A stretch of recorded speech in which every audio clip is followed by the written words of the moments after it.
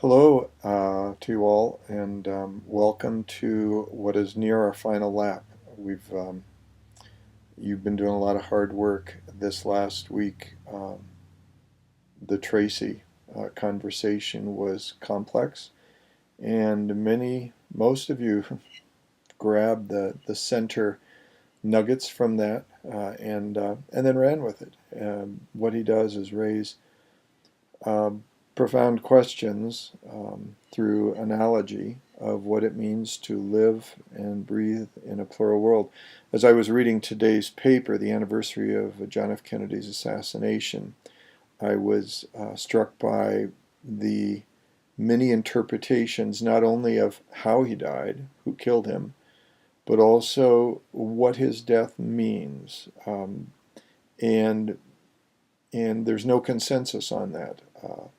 The and so I encourage you, as you're looking at those things and thinking about contemporary events, use that as perhaps a way to think about interpretation, how interpretation constructs meaning from basic texts, from basic historical events, and then how we take that concept, that idea, and bring it into our own thoughts about living in plurality and the ambiguity that comes with that.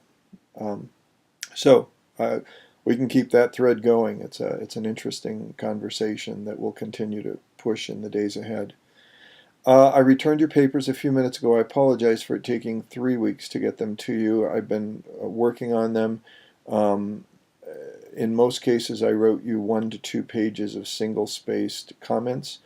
Some of them include quotes from your paper and then comments on them.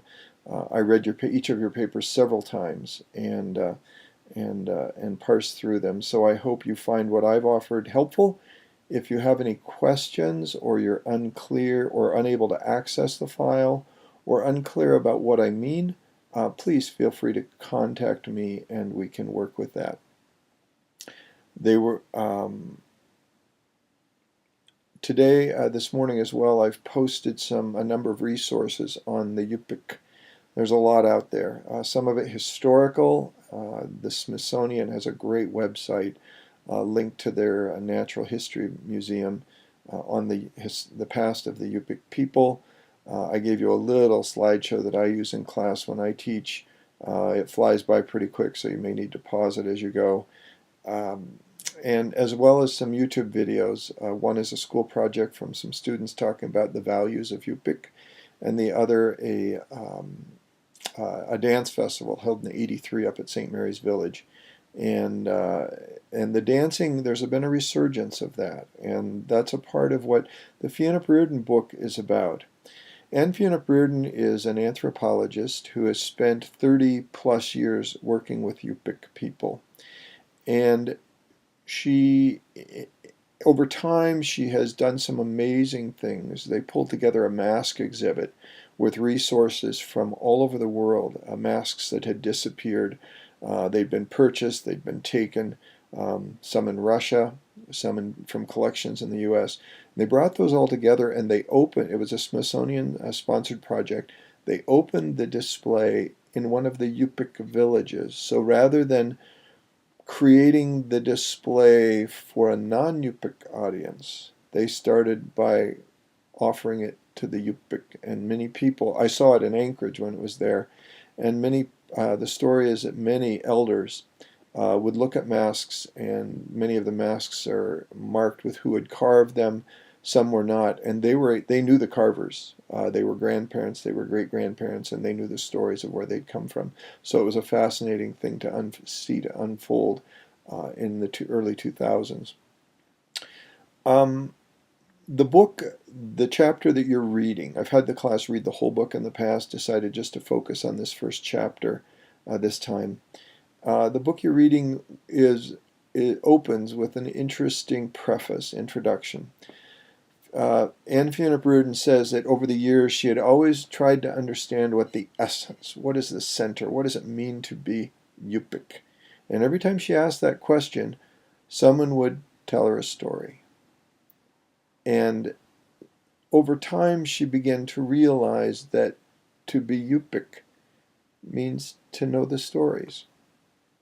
And so this collection is, and of which these first stories are from, is a part of that.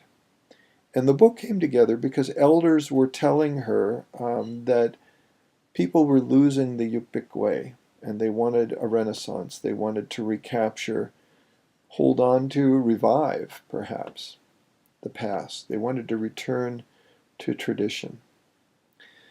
And they were looking at alcoholism. There's a lot of alcoholism in villages. There's a lot of abuse, physical, emotional. Children die from huffing gasoline. Suicide is very common, and when one happens, many will follow. And so what they asked her to do was to collect the stories and share them, help them revive them so that people could remember what it means to be Yup'ik. What's interesting about the Yup'ik is they have a couple of different pasts. Along the coast, the early contact was with Russian explorers. They were looking for fur traders. And with many of those Russian explorers were also Russian Orthodox priests. And the priests were interested in conversion. That meant baptism, that meant marriage, and that meant burial, along with a basic primer on what Christianity was. But in areas where the Russian Orthodox were active, there's been an interesting meshing of tradition and Yup'ik religion with Russian Orthodoxy. And so in Alaska, you have consecrated Russian Orthodox cemeteries where spirit houses have been built on so that the spirit may dwell. And that was sanctioned by the church. That's okay. In other places, further inland where Moravians and others worked, they weren't so willing to allow for the synthesis or the syncretism of practice. And so in some of those places, they evangelized for decades, requiring people to burn all of the masks, burn all of the things of the practice, give up their language before they would baptize them. And so in some places in Yup'ik country, there's been a significant resurgence of Yup'ik because the language was retained even with the Russian Orthodox incursion, as well as the stories and the masks and the things of the past. In other places, not quite the same. And so there's some struggles there. If you travel into the area, my wife did for work when we lived in Anchorage, they have a regular Yup'ik radio station that's broadcasting in Yup'ik, along with all the local news that comes with that. They have now there's a resurgence of dance and gatherings. They use sweat houses. And so they're, along with Russian Orthodoxy, Moravian Christianity, and some the Anglicans are up there, some Pentecostal groups, but alongside all of that, some people live in both worlds, and and don't see a conflict with that. The purpose to read this book, this chapter, is to introduce you to one form of native Christianity, or native religion, I'm sorry. And some of you have been to Pine Ridge, some of you have been onto other parts of our nation's indigenous peoples' reservations or in their nations.